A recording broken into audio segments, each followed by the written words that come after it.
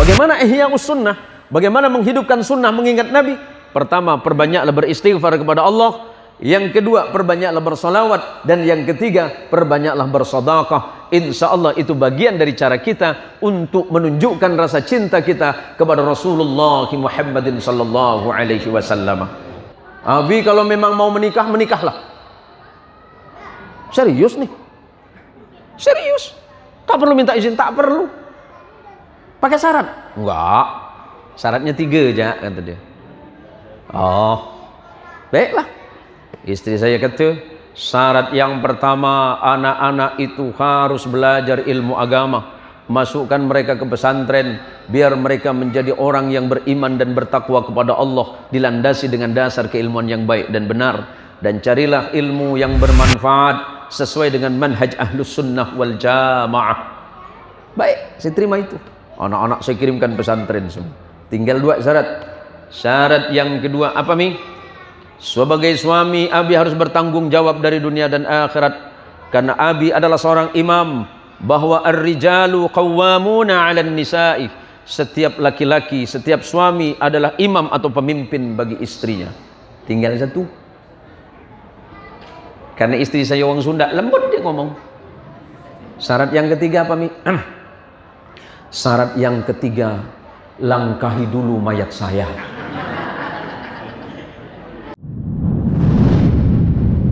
Warahmatullahi wabarakatuh.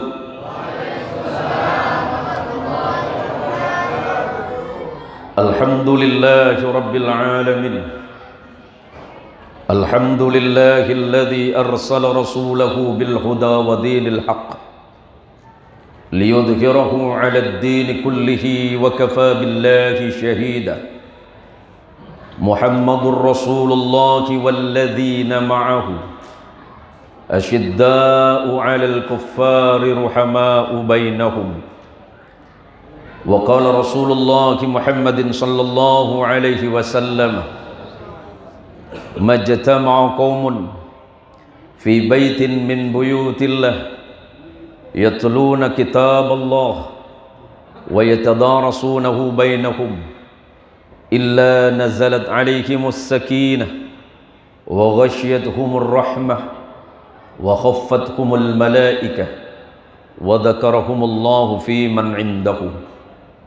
Sadaqallahul azim wa sadaqa rasuluhul habibul wafiyul karim. Wa nahnu ala dhalika minasy syahidin asy-syakirin. Walhamdulillahi rabbil alamin.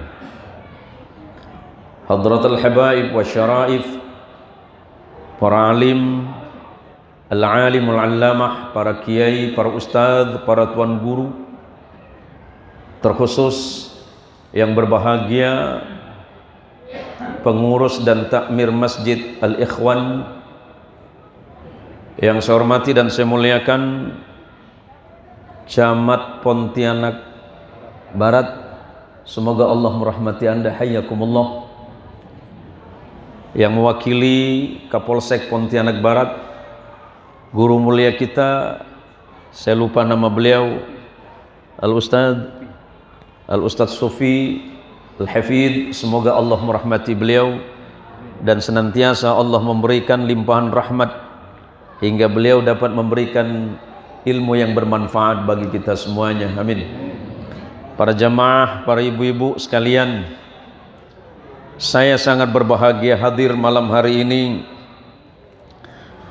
Walaupun tentu saya juga sebelumnya minta maaf para alim, para tuan guru, para sepuh. Saya duduk lebih tinggi posisinya. Itu tidak menunjukkan kealiman, tidak menunjukkan keilmuan saya. Tapi saya mohon maaf karena kurang lebih 1,5 bulan, hampir tiap hari saya 2 tempat, kadang 3 sampai 4 tempat. Ini ada sahabat saya, Kang Haji Tatang, semoga Allah merahmati.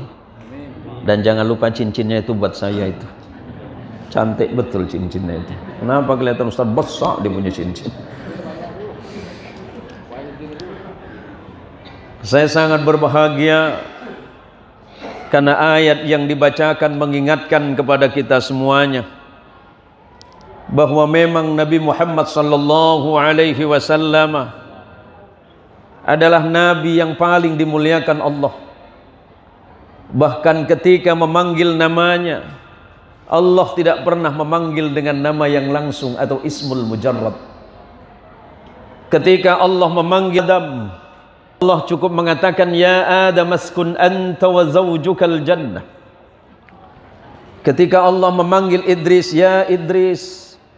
Ketika Allah memanggil Nuh, ya Nuh. Ketika Allah memanggil Ibrahim alaihi salatu wassalam, ya Ibrahim.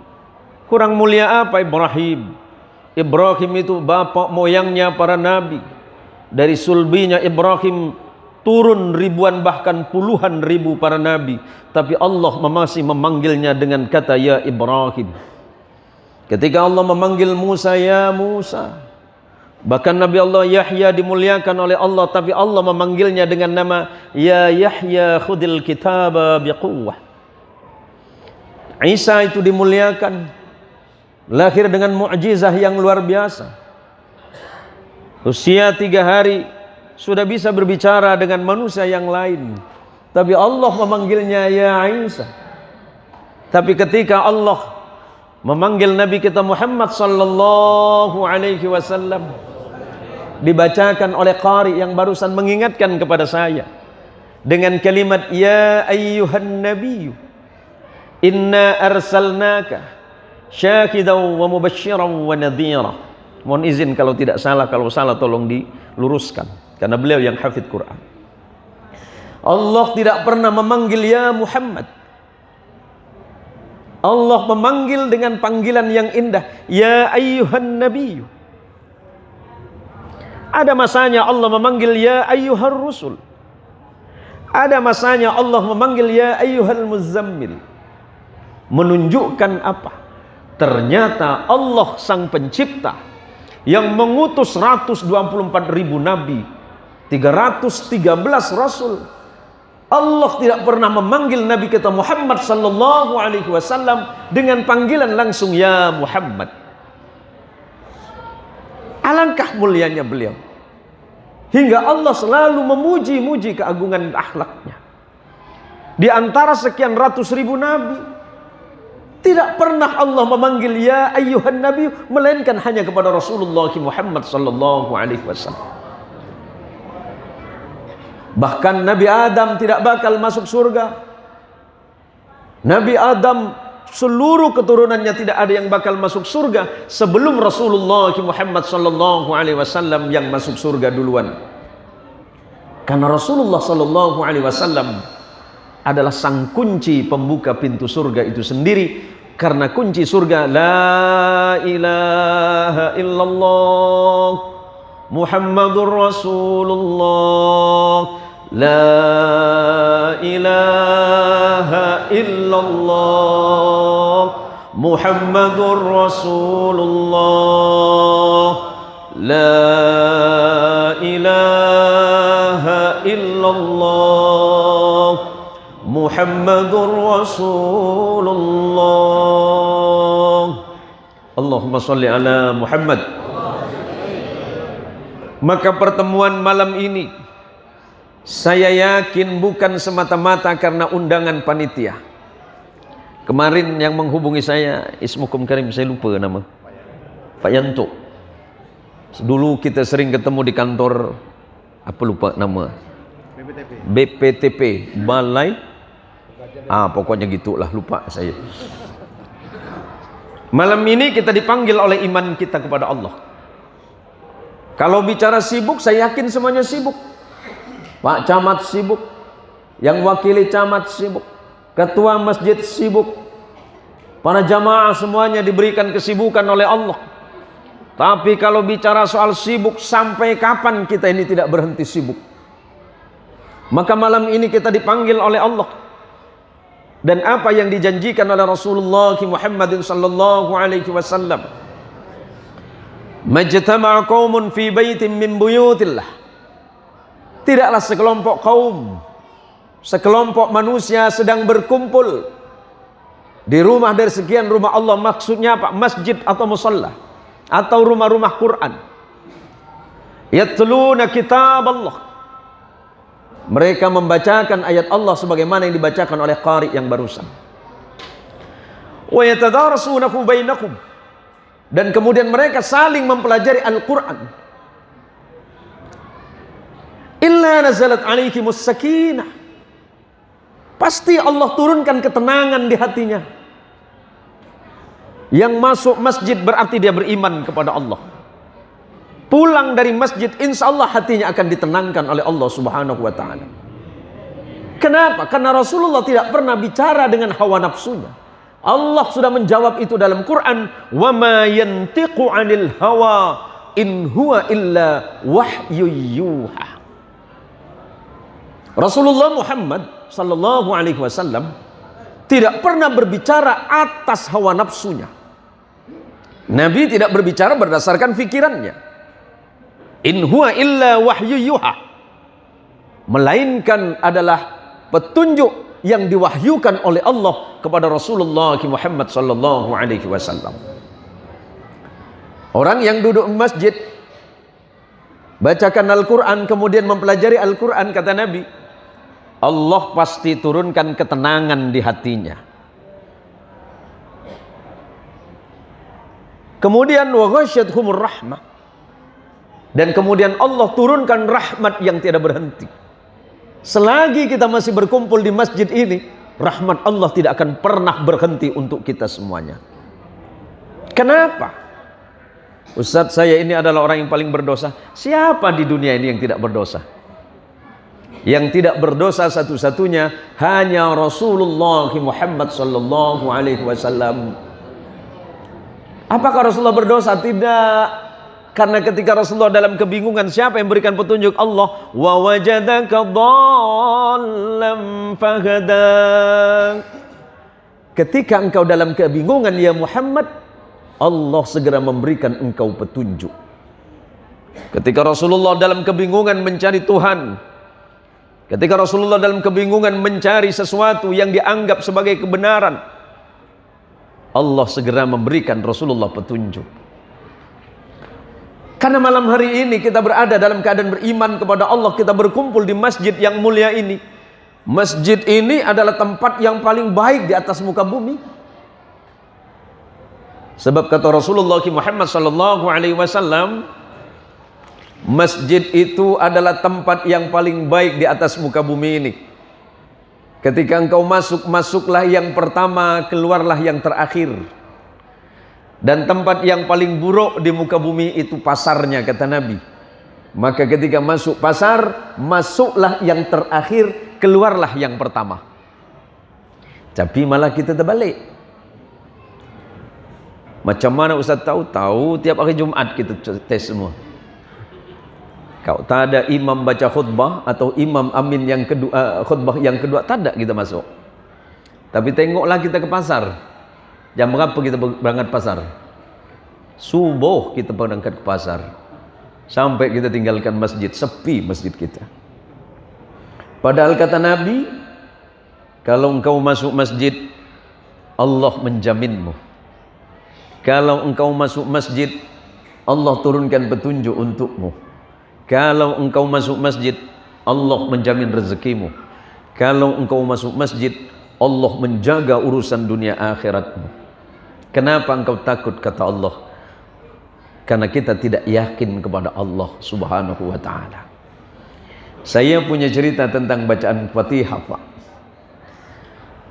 Saya sebenarnya lahir di Kuburaya. Saya lahir di komplek pesantren, besar di dunia pesantren. Dan alhamdulillah sampai hari ini saya masih berkecimpung di dunia pesantren. Walaupun saya tidak mengajar langsung, saya serahkan kepada keluarga saja. Di Siantan itu, pernah tahu Siantan? Wah, kalau Pak Camat hafal Pak Camatnya. Siantan itu dulu dikenal dengan Texas, Pak Camat. Sekarang udah ganti, Pak. Pak Kapolsek udah bukan Texas. Udah jadi Los Angeles sudah. Di Siantan itu Pak Polisi, saya lupa, Pak Kanit ya. Yang wakili Pak Kapolsek. Hah? Oh, Pak Kapolseknya. Siantan itu enggak ada lampu merah, Pak. Semua hijau. Bila masa mak bapak, makcik-makcik, pakcik-makcik, tuan-puan, bila masa nak ke Siantan, sekali-sekalilah datang ke Siantan. Ada hiburan luar biasa sana tu. Bukan jembatannya bergandeng. Lampu sana tu hijau semua. Kami sebut itu simpang legend. Tak ada di dunia ini yang lampu merah tu disikat kecuali Siantan, Pak. Asal saya dulu, saya balik dengan istri saya orang Jawa Barat. Tah Kang Tatang. Mik tah Kang Tatang orang Sami sareng Umi tah. Saya balik dari Jawa Barat tahun 2006. Saya pikir orang Siantan udah pintar-pintar, Pak. Rupa pas saya itu di simpang lampu merah. Pas lampu merah saya berhenti dengan istri. Saya diklakson dari belakang. Dedet. Dedet. Saya tengok belakang, apa bang? Jalan gitu. Bang, lampu merah jalan. Bang, lampu hijau bang. Lampu hijau sini berhenti, merah jalan kata dia. Allahu Akbar. Saya tanya, istri saya tanya, Bi, ini salah kita buta warna ke atau dia memang buta warna? Saya jawab, orang Siantan buta semua.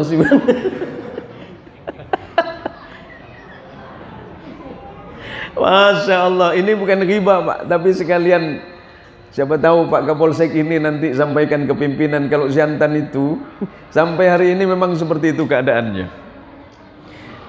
Saya dulu punya seorang kiai namanya Kiai Subki Zayyadi. Kiai Subki Zayyadi ini punya tetangga namanya Pak Piau, Pak. Orang Tionghoa. Jadi kalau dengar Al-Quran itu saya selalu ingat Pak Apiau. Pak Apiau ini pagi-pagi datang dengan Pak Kiai ini. Pak Apiau ini dulu orang kaya, tapi tiba-tiba bangkrut usahanya. Dia datang pagi-pagi minta didoakan sama Pak Kiai. Oh pagi Pak Kiai gitu. Pagi, ada Pak Piau? Alah, usaha aku bangkrut apa Yai gitu. Terus aku datang sini minta doa. Mana bisa, kita beda Tuhan. Tak apalah, Tuhan aku lagi tak baik. Siapa tahu Tuhan Pak Kiai lagi baik-baik dengan saya. Mana bisa, doa kita beda. Kalau aku berdoa begini, tangan aku diangkat. Tangan awak begini pakai setanggi. Mana bisa? Bisa. Berdebat berdua tuh. Kata Pak Kiai saya, tak bisa. Bisa, kata Piau. Macam mana bisa? Aku jak berdoa, tak ada sukses. Udahlah Pak Kiai, kalau memang Pak Kiai mau ngasih ya. Jadi sambil gurau, guru saya itu Kiai Subki bilang begini, udahlah kau baca Fatihah jak 1000. Piau yakin. Sebab yang dikatakan ini Fatihah, Quran. Yang bicara itu Kiai. Padahal maksud Kiai Subki Ismail tak mungkin dia baca Fatihah. Dia kan tak tahu Fatihah. Berapa aku baca Pak Kiai? Kau baca 1000. Oh, aku baca 1000. Pak Kiai Subki tidak jelaskan Fatihah itu apa. Apiau pun nak nanya, Fatihah itu macam mana? Balik dia. Singkat cerita dapat 2 tahun balik lagi. Selamat siang Pak Kiai. Kamu siapa ya? Apiau. Apa pula Piau? Kau jadi kaya macam begini. Itulah gara-gara doa dari Pak Kiainya. Yang mana Piau? Fatihah. Yang benar. Kau baca, aku baca. Apa kau baca? Fatihah.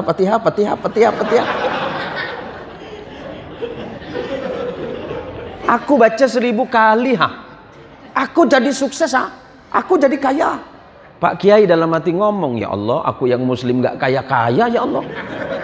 Pas giliran dia yang non muslim cuma baca Fatihah kok kaya ya Allah. Protes beliau. Ternyata kata kuncinya adalah yakin kepada apa yang telah Allah berikan kepada seseorang. Apalagi itu yang diberikan kepada Rasulullah Muhammad sallallahu alaihi wasallam. Kemudian yang ketiga, wa khaffathumul malaikah. Kemudian orang-orang yang hadir di masjid malam ini dinaungi oleh naungan para malaikat-malaikat Allah. sambil berzikir dan bertasbih kepada Allah, mendoakan orang-orang yang duduk di masjid malam ini, yang mendengarkan majlis ilmu di Masjid Al-Ikhwan. Insya Allah mudah-mudahan ilmu kita barakah dan manfaat bagi kita semuanya. Anaknya Allah jadikan anak salih dan salihah, berbakti kepada Allah dan Rasulullah, berbakti kepada kedua orang tua, bermanfaat bagi umat, bangsa dan negara. Dan yang keempat puncaknya kata Nabi, wa dzakarahumullahu fi man indahu, dan Allah menyebutkan nama mereka masing-masing di antara kekasih-kekasih Allah. Allahumma shalli ala Muhammad, Allahumma shalli ala Muhammad. Alangkah indahnya majlis ini, dan mudah-mudahan majlis ini menjadi salah satu sebab Allah memudahkan jalan kita menuju surganya Allah. Dan kelak kita akan dikumpulkan bersama Rasulullah Muhammad sallallahu alaihi wasallam. Janji Nabi, man salaka tariqan yaltamisu fihi ilman sahhalallahu lahu tariqan ilal jannah. Barang siapa yang mencari jalan kemudahan di jalan Allah dengan ilmu, maka Allah akan memberikan kemudahan jalan baginya menuju surganya Allah subhanahu wa ta'ala. Sebagaimana yang disampaikan oleh Pak Camat tadi, dikutip oleh beliau, bahwa pertemuan kita malam hari ini adalah dalam rangka Ihya'us Sunnah, untuk menghidupkan sunnah Rasulullah Muhammad sallallahu alaihi wasallam. Di zaman seperti sekarang, kita sungguh banyak memiliki teman, dan itu teman di dunia maya, tapi sulit menemukan sahabat di dunia nyata. Bahkan ketika kita berkumpul di dunia nyata, mungkin ada 3 atau 4 orang di antara kita, tetapi begitu sulit kita saling berkomunikasi, tetapi karena kita sibuk dengan dunia kita masing-masing. Kita banyak tetangga, banyak sahabat, banyak kawan, banyak teman, tetapi yang manakah yang akan menunjukkan kita ke jalannya Allah? Kita banyak bergaul dengan orang lain, kita banyak mendengarkan nasihat dan kebaikan, tapi apakah itu semuanya dapat kita resapi dalam hidup dan kemudian menjadi langkah kaki kita di jalan Allah? Sungguh begitu sulit pada masa ini kita menemukan orang-orang yang tegak lurus di jalan Allah. Seperti apa yang Allah sebutkan, innal ladzina qalu rabbunallah thumma istaqamu tatanazzalu alaihimul malaikatu alla takhafu wa la tahzanu wa abshiru bil jannati allati kuntum tu'adun. Siapa mereka ini? Innal ladzina qalu rabbunallah, sesungguhnya mereka yang mengatakan Allah itu Rabb kami. Tidak ada Tuhan selain Allah, tidak ada ilah selain Dia, Allah yang menciptakan kita, yang memberikan kita makan, yang memberikan kita jalan keluar dari setiap persoalan. Ketika kita sakit, Allah yang memberikan obatnya melalui cara dan wasilah. Ketika kita dalam kesulitan, Allah memberikan kita jalan keluarnya. Tsumastaqamu, kemudian orang ini istiqamah, tegak lurus di dalam melaksanakan perintah Allah. Ketika dipanggil oleh Allah dengan panggilan adzan, Allahu Akbar, Allahu Akbar, hatinya tergetar. Masya Allah, Subhanallah, Allah kekasihku, Allah yang menciptakanku, memanggilku dengan panggilan yang indah. Allah memanggil kita dengan hayya 'alas shalah. Allah memanggil kita dengan panggilan yang indah. Kenapa kita tidak mendatangi panggilan itu?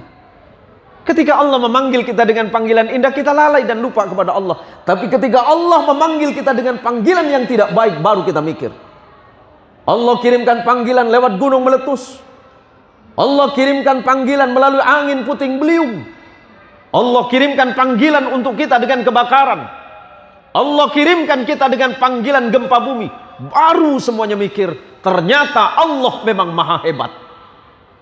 Ketika Allah memanggil kita dengan panggilan baik, kenapa kita tidak datang? Bukankah Allah tengah merindukan seorang hamba? Allah merindukan sujud kita. Apakah Allah butuh sujud kita? Tidak. Semata-mata sujud kita sebagai bentuk abdiyat, penghambaan kepada Allah Azza wa Jalla wa Ala. Ini musim hujan apa musim kemarau, Pak? Hah? Kok nggak ada air ya? Enggak, bukan minta, cuma nanya aja. Tak apa-apa, nanti aja. Nanti saja. Saya mohon maaf Pak, karena memang suara saya sudah habis ini. Dan insya Allah malam ini jadwal terakhir saya di bulan Oktober. Karena nanti di bulan November mulai tanggal 2 sampai pertengahan saya harus menyelesaikannya di Indonesia, di Pontianak dan Indonesia. Karena lepas itu insya Allah kita berangkat lagi ke Malaysia. Karena biasanya Malaysia itu setiap akhir bulan ada kajian maghrib dan kajian subuh. Jadi kalau kajian di Malaysia itu maghrib, nanti berhenti sholat isya, adzan isya, dan dilanjutkan selepas adzan isya, baru nanti kita sholat berjamaah. Kajian subuhnya insya Allah sama 1 jam. Allahumma sholli ala Muhammad. Tatanazzalu alaihimul malaikah, kata Allah. Allah turunkan kepada mereka, kepada siapa? Orang yang beriman kepada Allah kemudian tegak dan istiqamah dalam agama. Allah kirimkan malaikat, alla takhafu. Wahai Ustaz, saya lupa namanya, Ustaz Sufi, alla takhafu, jangan takut tentang dunia. Silakan buka dalam tafsir Ibnu Katsir dan At-Tabari. Kalimat alla takhafu yang Allah maksudkan, jangan takut hanya persoalan duniawi. Kang Tatang, jangan takut soal dunia, Allah sudah siapkan. Siapa yang takut kaya? Ada yang takut kaya, Ibu?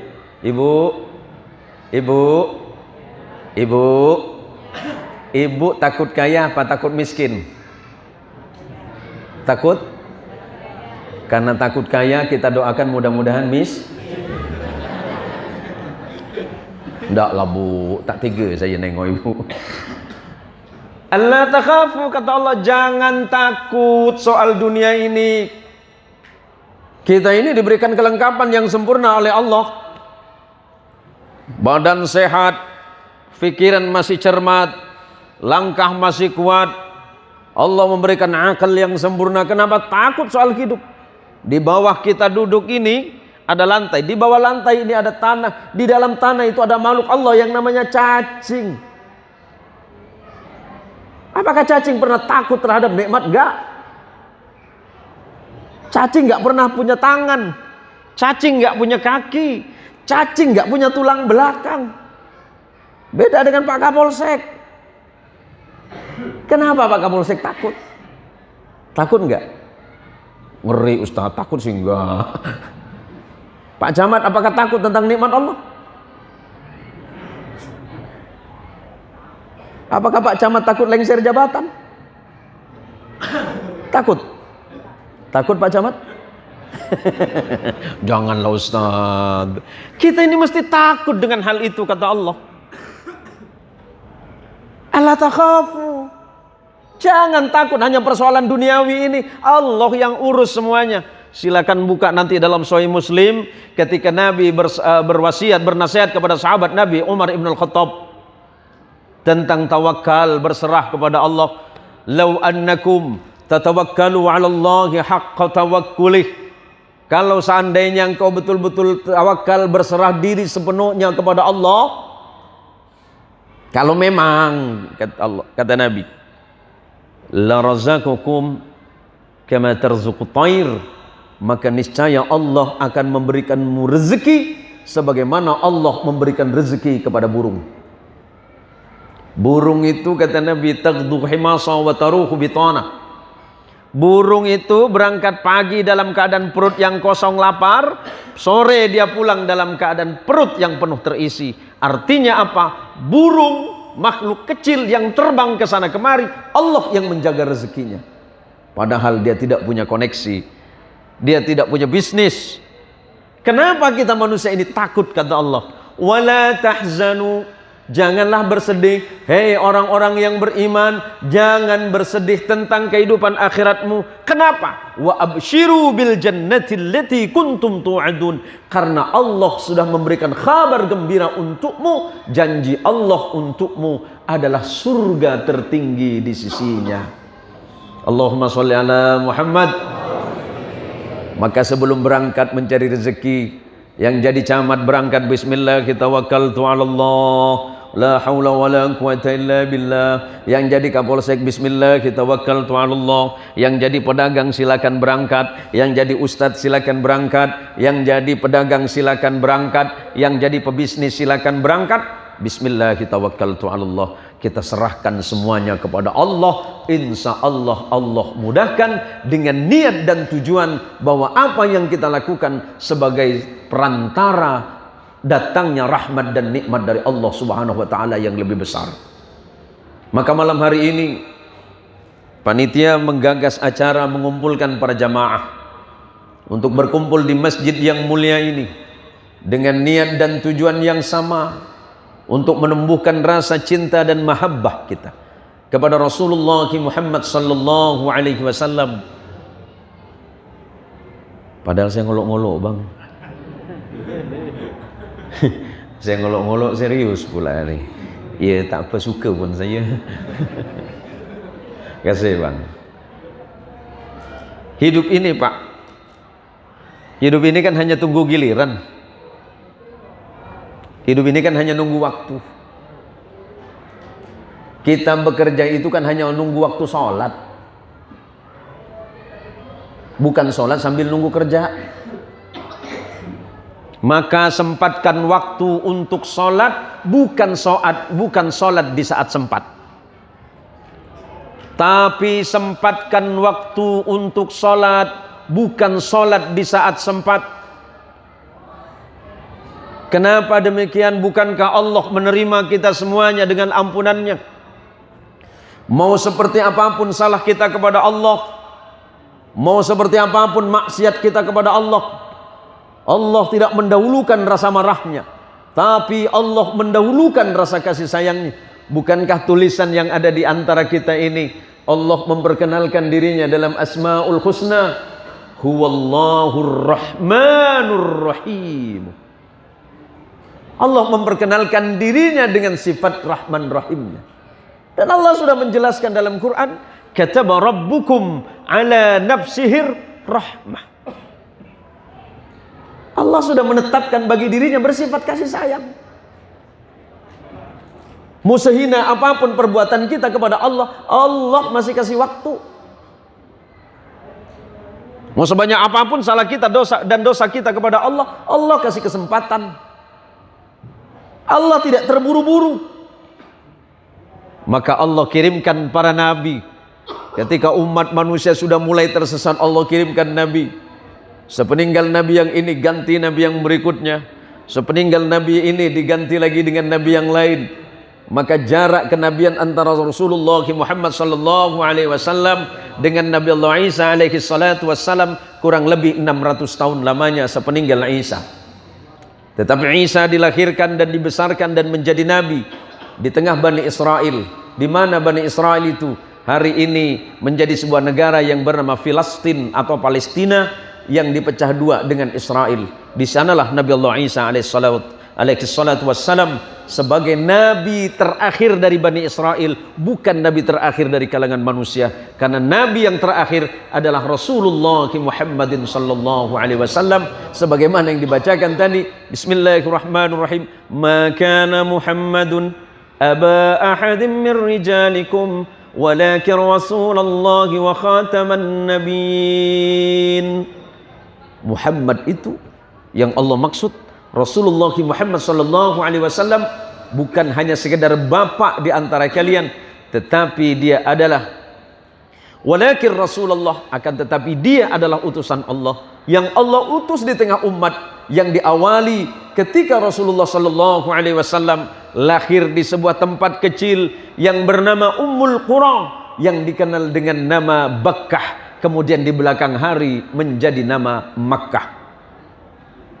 Kenapa Rasulullah Muhammad sallallahu alaihi wasallam lahir di tengah peradaban manusia yang tidak punya peradaban. Padahal nabi-nabi yang lain, termasuk Nabi Allah Isa, lahir di tengah peradaban besar.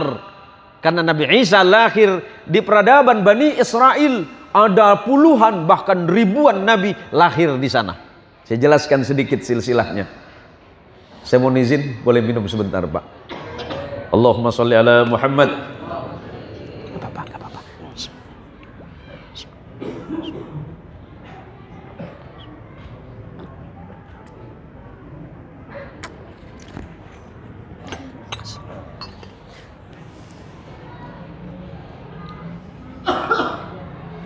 Allahumma sholli ala Muhammad. Nabi Ibrahim itu bapak moyangnya para nabi. Bapak moyang manusia itu Adam. Adam dan Ibrahim ke Adam, saya bacakan silsilahnya. Mumpung belajar sejarah malam ini, sejarah kenabian. Ibrahim itu bin Azar, Azar bin Nahur, Nahur bin Ra'u, Ra'u bin Falih, Falih bin Abir, Abir bin Nabi Saleh alaihi salatu wassalam, Nabi Saleh alaihi salatu wassalam bin Arfashad, Arfashad bin Syam, Syam bin Nabi Nuh alaihi salam, Nabi Allah Nuh alaihi salam bin Lamih, Lamih bin Matus Salih, Matus Salih bin Idris alaihi salatu wassalam, Nabi Allah Idris alaihi salatu wassalam bin Yarid, Yarid bin Mihlai, Mihlai bin Kinan, Kinan bin Anwas atau bin Ahnus, Ahnus bin Nabi Thith alaihi salatu wassalam, Nabi Allah Thith bin Nabi Allah Adam alaihi salatu wassalam. Itu silsilah Ibrahim. Hafal Kang Tatang? Dia hafal 2 minggu ya. Nabi Ibrahim bukan bangsa Arab. Saya jelasin. Nabi Ibrahim bukan bangsa Arab. Tapi Ibrahim itu berasal dari Babylon, yang dulu dikenal dengan Mesopotamia, hari ini bernama Irak. Ibrahim orang Irak, bahasa yang dipakai bahasa Ibrani, yang kelak menjadi bahasa dalam kitab Taurat. Ibrahim kemudian menyeberang ke Mesir, menikah dengan perempuan yang bernama Sarah. Tidak punya anak, menikah dengan Hajar, perempuan Palestina. Dari Hajar lahir seorang anak laki-laki yang bernama Ismail alaihissalam. Ismail menjadi Arab karena ibunya, karena Hajar itu orang Arab yang berasal dari Palestina atau Filastin. Dulu Palestina, Syam atau Suriah, ditambah lagi dengan Jordania dan Libanon, itu dulu disebut dengan Suriah. Sekarang menjadi 4 negara atau disebut dengan bumi Syam. Dari Hajar lahir Ismail. Lahir punya anak laki-laki, Ismail punya anak namanya Haidar. Haidar punya anak namanya Muqawwam. Terus sampai ke bawah nanti bertemu kepada Adnan.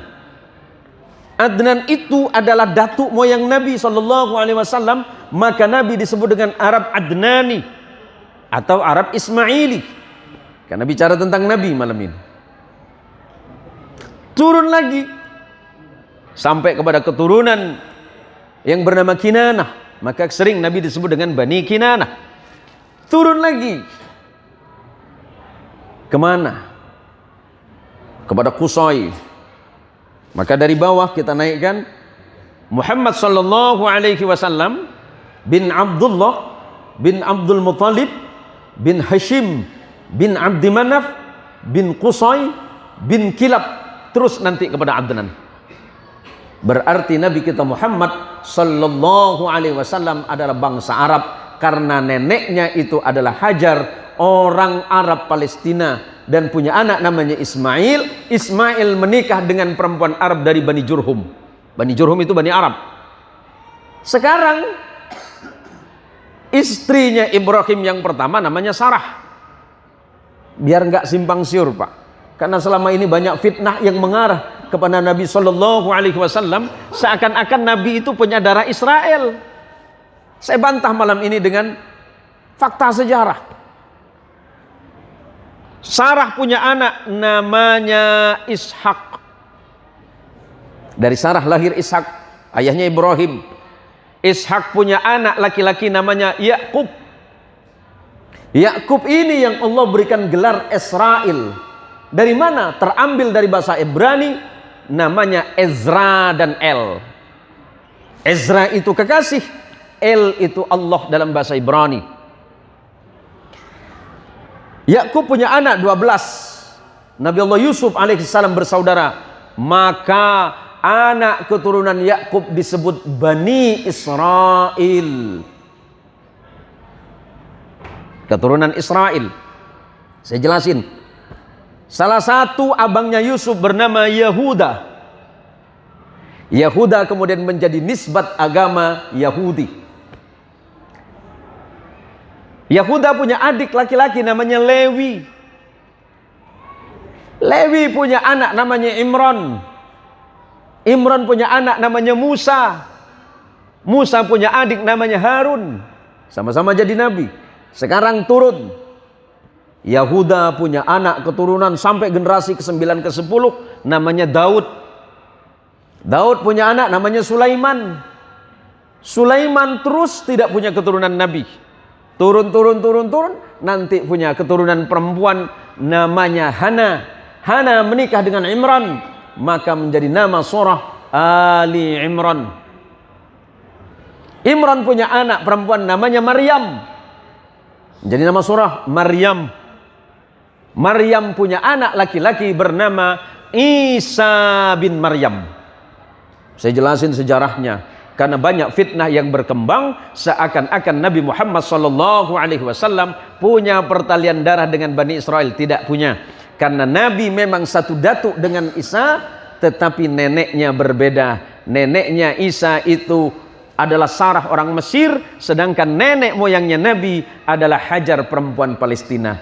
Ini sekedar pelurusan sejarah saja biar tidak terjadi fitnah yang mengarah kepada kemuliaan Rasulullah Muhammadin sallallahu alaihi wasallam. Allahumma sholli ala Muhammad. Maka malam ini para jamaah sekalian yang dirahmati Allah, tadi disampaikan oleh panitia bahwa memang bulan ini adalah sudah masuk bulan Rabiul Akhir, sementara bulan kelahiran Nabi Muhammad sallallahu alaihi wasallam adalah Rabiul Awal. Sama dengan Pak Camat sampaikan tadi, Nabi mengingat hari kelahirannya. Silakan buka dalam Sahih Muslim nomor hadis 1971. Sahabat Qatadah Al-Ansari menyaksikan langsung. Su'ilan Nabi sallallahu alaihi wasallam an saumil itsnain. Nabi pernah ditanya oleh seseorang, "Ya Rasulullah, kenapa Anda puasa hari Senin?" Nabi menjawab, "Fihi wulidtu." Aku lahir pada hari Senin, wa fihi alayya unzil, dan Allah turunkan kepadaku Quran pada hari Senin. Dari hal yang disampaikan oleh Nabi Muhammad SAW, walaupun memang Nabi tidak ihtifal, Nabi tidak bermaulid seperti kita ini, tetap ihya'us sunnah, menghidupkan sunnah Rasulullah Muhammad SAW dengan cara apa? Kita mengutip kepada ucapan Imam Al-Hafidh As-Suyuti, kalau tidak salah dalam kitab Al-Hawi lil Fatawi, ketika ditanya tentang maulid. Imam Suyuti itu kenapa dijuluki Al-Hafidh? Imam Suyuti itu hafal hadis kurang lebih 300.000 hadis. Subhanallah, 300.000 hadis, maka digelari Al-Hafidh As-Suyuti. Beliau ahli tafsir juga ahli hadis. Ketika ditanya, "Wahai Imam Suyuti, maulid itu apa?" Beliau menjawab, "Alladzi huwa ijtima'un nas wa qira'atu ma tayassara minal Qur'ani wal akhbarul waridati fi mabda'i amrin Nabi sallallahu alaihi wasallam." Maulid itu begini, kata Imam Suyuti, berkumpulnya orang ramai macam malam ini. Macam malam ini maulid. Kenapa? Di dalam pertemuan itu dibacakan Quran sebagaimana yang didengarkan tadi. Kemudian dibacakan sirah nabawiyah, sejarah Rasulullah Muhammad sallallahu alaihi wasallam seperti ini. Kemudian ditanya, bagaimana dengan makanan yang ada di dalamnya? Beliau menjawab, itu sedekah. Jadi ibu-ibu yang sudah nyumbang makanan, mudah-mudahan ini menjadi sedekah yang terbaik. Bagaimana ihya'us sunnah? Bagaimana menghidupkan sunnah mengingat Nabi? Pertama, perbanyaklah beristighfar kepada Allah. Yang kedua, perbanyaklah bersolawat. Dan yang ketiga, perbanyaklah bersedekah. Insya Allah itu bagian dari cara kita untuk menunjukkan rasa cinta kita kepada Rasulullah Muhammadin sallallahu alaihi wasallam. Saya sangat berbahagia karena bisa dipertemukan dengan orang salih. Saya sangat senang malam hari ini. Di tengah kesibukan bapak-bapak, para jamaah, ternyata bapak dan ibu menyempatkan waktu untuk hadir di tempat ini. Sebab kalau kata sibuk, manusia itu selalu sibuk dengan urusannya. Kalau ditanya, Bu, Ibu,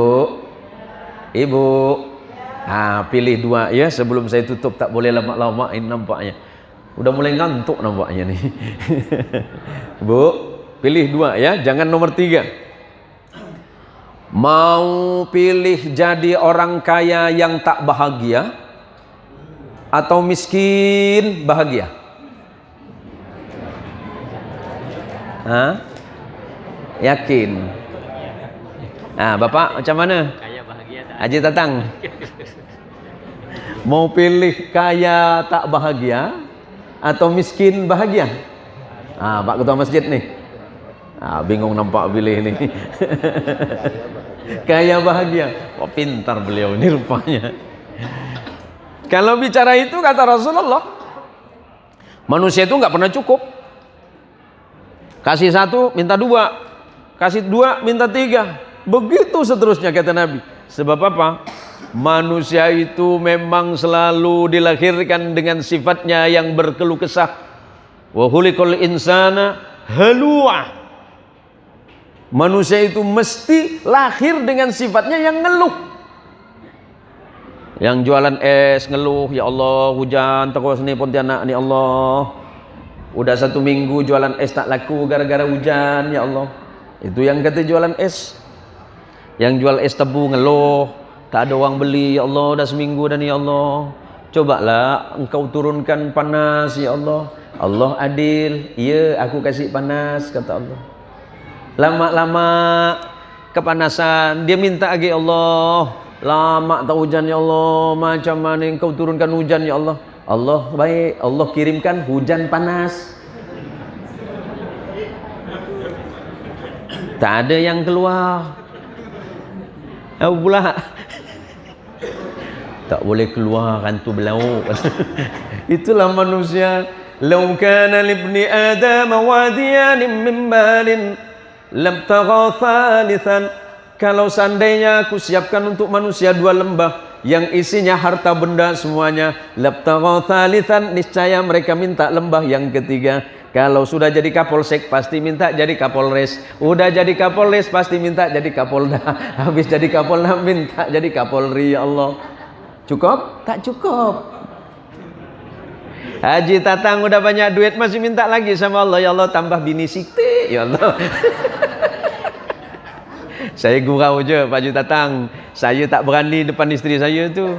Isteri saya tu orangnya baik Pak, baik Pak.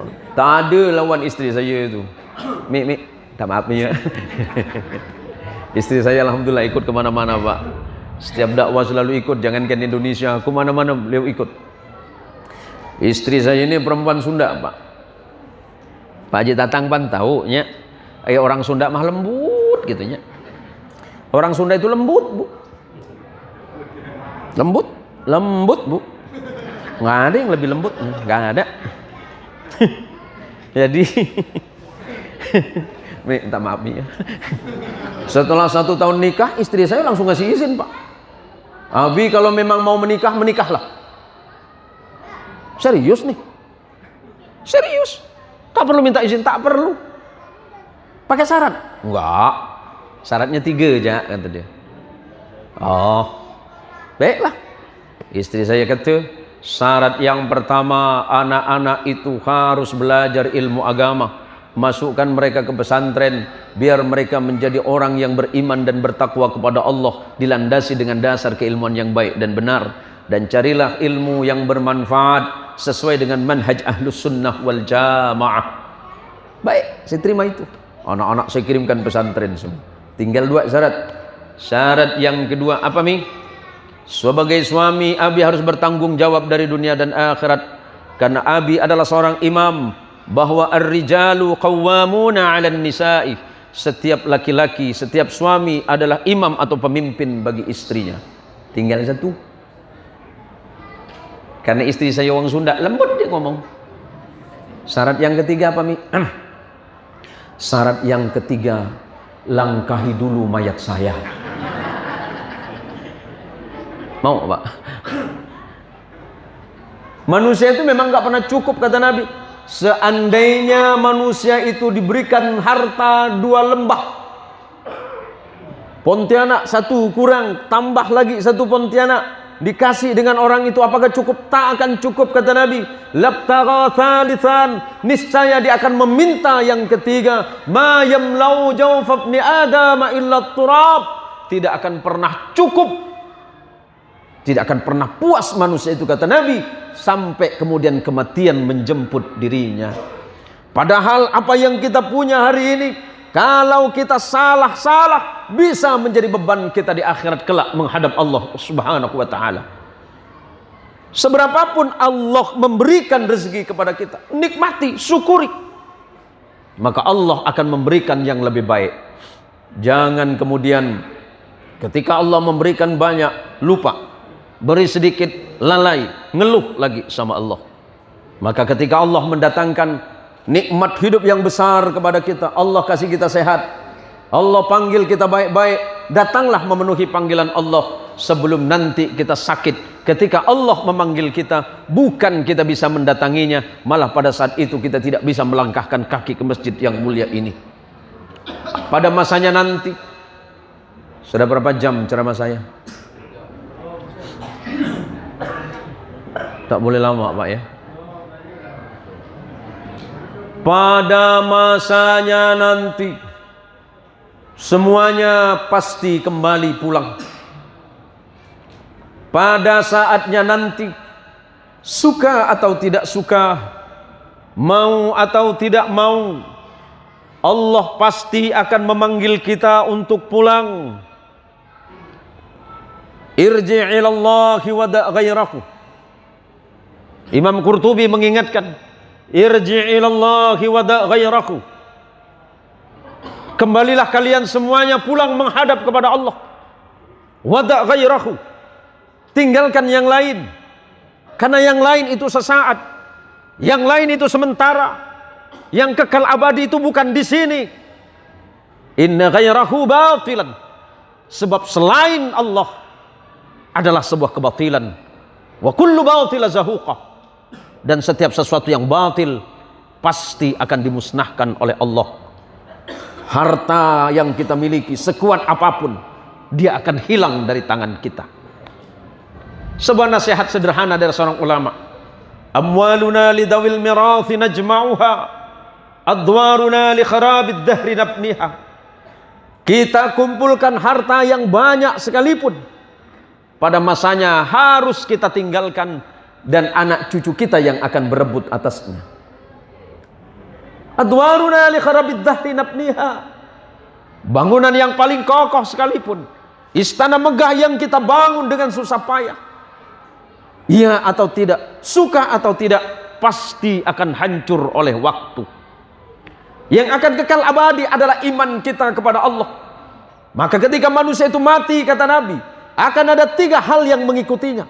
Pertama, istri dan anak-anaknya. Kedua, hartanya. Ketiga, amalnya. Sudah dikubur, kata Nabi, istri dan anaknya pulang. Mobil yang dia punya pulang, balik lagi ke rumahnya.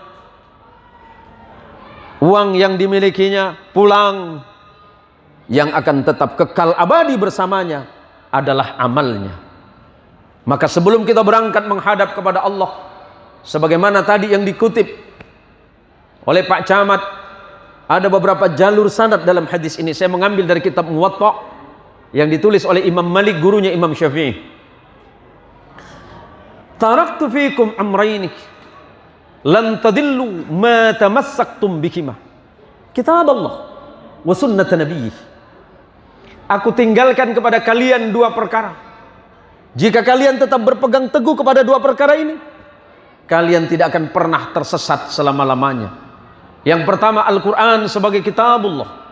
Alhamdulillah sampai hari ini masih ada orang-orang yang mencintai Al-Quran, yakni Al-Hafidh, guru mulia kita, yang senantiasa menjaga kemurnian Al-Quran melalui hafalan-hafalannya, dan beliau teruskan kepada murid-muridnya. Sebab kata Nabi kepada sahabat Uthman ibn Affan radhiyallahu an, khairukum man ta'allamal Qur'ana wa 'allamahu. Sebaik-baiknya manusia adalah manusia yang belajar Al-Quran dan kemudian mengajarkan kepada manusia yang lain. Semoga kita hidup dengan Al-Quran dan mati dengan Al-Quran dalam keadaan husnul khatimah, kelak bersama orang-orang yang menghafalkan Quran. Amin. Iqra'ul Quran, pesan Nabi, bacalah oleh kalian Al-Quran. Innahu ya'ti yaumal qiyamah syafi'an li ashabi. Karena Al-Quran kelak di akhirat akan datang sebagai penolong bagi orang yang mencintainya dan selalu membacanya. Di kesempatan yang mulia ini, para jamaah sekalian yang dirahmati Allah, sebelum kita pulang menghadap kepada Allah Subhanahu wa taala, saya teringat sebuah syair sederhana yang ditulis oleh Imam Ja'far Al-Barzanji dalam kalimatnya, arju syafa'ata min Muhammad law kuntu artakibul muharram. Aku ini hanya menunggu syafaat dan pertolongan dari Rasulullah Muhammad. Law kuntu artakibul muharram, jika seandainya suatu saat aku berbuat sesuatu yang diharamkan oleh Allah. Kenapa kita berharap kepada Nabi Muhammad? Man dzalladzi yashfa'u 'indahu illa bi'idnih. Di dunia ini, apalagi di akhirat, tidak ada orang yang mampu menolong yang lain. Ayah tak mungkin mampu menolong anaknya. Anak tidak akan melihat ayahnya. Ibu tidak akan berpikir tentang anaknya. Guru tidak akan berpikir tentang muridnya. Apalagi muridnya tidak akan berpikir tentang gurunya. Pada saat itu, yang bisa memikirkan kita dan bisa memberikan pertolongan untuk kita hanya Rasulullah Muhammadin sallallahu alaihi wasallam. Maka harapan kita cuma beliau. Sebagai akhir dari apa yang saya sampaikan, mohon izin, mohon maaf Tuan Guru Ustadz Al-Hafidh. Yauma yakumur ruhu wal malaikatu saffa la yatakallamuna illa man adina lahu rahman wa qala sawaba. Kelak di hari itu, kata Allah, Allah gambarkan di dalam Quran, ketika Allah menjadikan bumi ini hancur, bumi pecah berkeping-keping, langit meleleh karena saking panasnya hari itu, planet saling bertabrakan, bintang hancur, matahari hancur, tidak ada manusia satupun. Maka setelah itu Allah bangkitkan. Setelah dibangkitkan, 500 tahun manusia itu berdiri di hadapan Allah tanpa pengadilan. 500 tahun. Semuanya berbaris, malaikat berbaris, manusia berbaris dari Allah Adam sampai makhluk yang terakhir. Semuanya berbaris dalam keadaan ketakutan.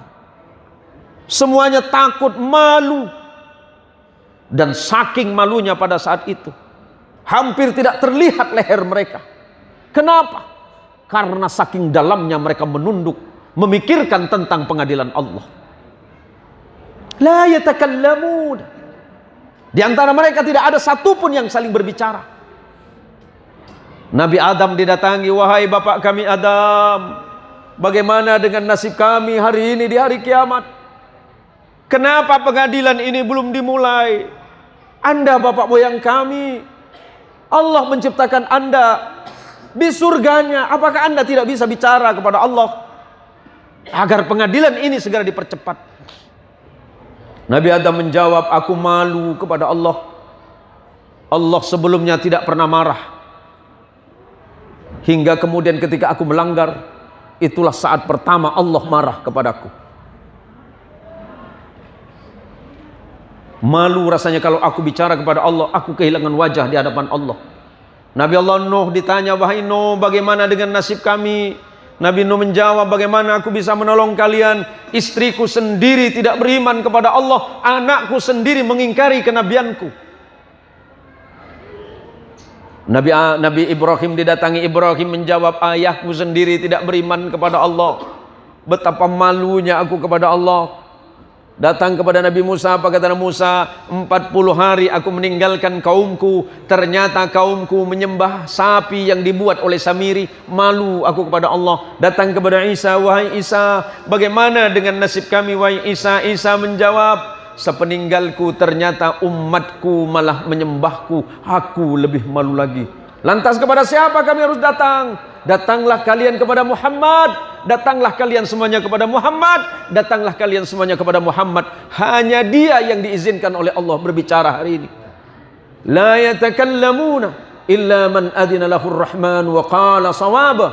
Maka pada hari itu yang diizinkan berbicara kepada Allah agar pengadilan hari kiamat segera dipercepat hanya Nabi kita Rasulullah Muhammadin sallallahu alaihi wasallam. Maka berkumpulnya malam hari ini adalah malam yang penuh dengan kebahagiaan cinta kita kepada Allah. Semoga cinta kita yang sederhana ini bisa menjadi bagian dari sebab kelak kita mendapatkan syafaatul uzma, pertolongan terindah dan tertinggi dari Nabi kita Muhammad sallallahu alaihi wasallam. Allahumma salli ala sayyidina Muhammad. Allahumma salli ala sayyidina Muhammad. Allahumma salli ala sayyidina Muhammad. Semoga Allah Subhanahu wa taala memberikan kekuatan iman dan Islam bagi kita semuanya yang hadir di masjid yang mulia ini.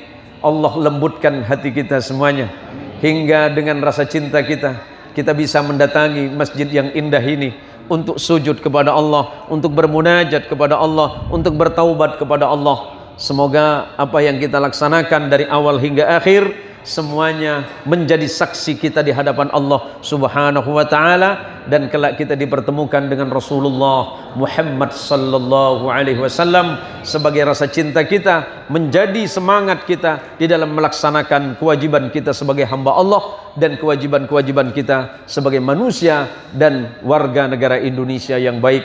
Mari kita saling mendoakan di dalam kebaikan. Terima kasih panitia yang sudah memfasilitasi saya bertemu dengan para jamaah malam ini. Mudah-mudahan Allah memberikan balasan yang terbaik, dan para panitia Allah jadikan orang salih dan salihah. Allah mudahkan rezekinya, Allah gampangkan urusannya, Allah jadikan anaknya sebagai orang yang salih dan salihah. Terima kasih dan mohon maaf terkhusus kepada Pak Jamat. Terima kasih atas kehadirannya. Kemudian yang mewakili Pak Kapolsek, Ketua Masjid Al-Ikhwan, kemudian yang mewakili barusan kata sambutan Wal Ustadz Al-Hafidh, sahabat-sahabat dan teman-teman sekalian yang dirahmati Allah. Mudah-mudahan Allah senantiasa memberikan kemudahan urusan kita semuanya, amin ya rabbal alamin. Ini saja yang dapat saya sampaikan. Mohon maaf jika banyak salah, itulah manusia. Saya adalah hamba Allah yang paling lemah, saya adalah hamba Allah yang paling miskin, saya adalah hamba Allah yang paling awam, yang paling bodoh dalam hal ilmu Allah. Ini saja. Hadanallahu wa iyyakum ajma'in. Wallahul muwaffiq ila aqwamit thariq. Thumma assalamu alaikum warahmatullahi wabarakatuh.